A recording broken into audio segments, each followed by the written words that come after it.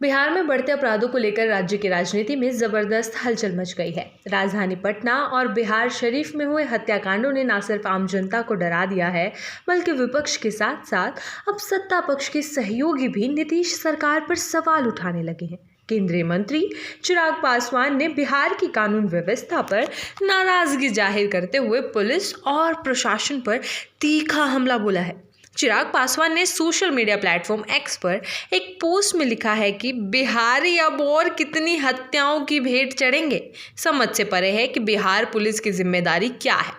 चिराग पासवान का ये पोस्ट सीधी तौर पर सीएम नीतीश कुमार की सरकार और पुलिस पर निशाना माना जा रहा है।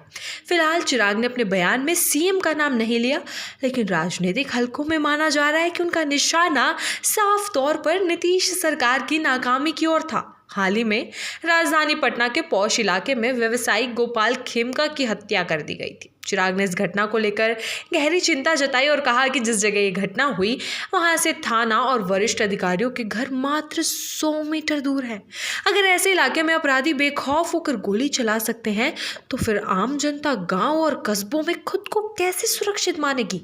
रुकावट के लिए खेद है। जियो के साथ करें 349 रुपये में धमाकेदार शुरुआत। 28 दिनों तक रोज मिलेगा 2 GB डाटा 50 दिनों के लिए। जियो एयर फाइबर का ट्रायल फ्री। 90 दिनों के लिए जियो हॉटस्टार का सब्सक्रिप्शन और 50 GB AI जियो क्लाउड स्टोरेज भी फ्री। जल्दी करें, डिस्क्रिप्शन में दिए गए लिंक पर क्लिक करें और पाएं ये धमाकेदार शुरुआत। इसी तरह बिहार शरीफ में हिमांशु पासवान और अनु कुमार की दिन दहाड़े हत्या की घटना पर भी चिराग पासवान ने कड़ी प्रतिक्रिया दी।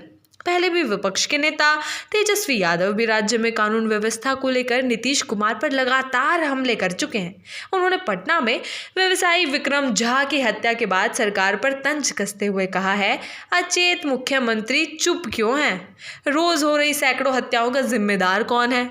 अब जब एनडीए के सहयोगी चिराग पासवान भी सवाल उठा रहे हैं, तो ये साफ है कि राज्य की सुरक्षा व्यवस्था को लेकर गहरी चिंता फैल चुकी है। राज्य में लगातार हो रही हत्याओं, लूटपाट और गोलीबारी की घटनाओं से व्यवसायी वर्ग और आम जनता में डर का माहौल है।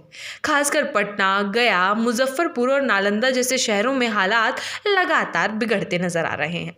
व्यापारियों का कहना है कि जब राजधानी के मुख्य इलाकों में भी जान की सुरक्षा नहीं है, तो वे कारोबार कैसे चलाएं?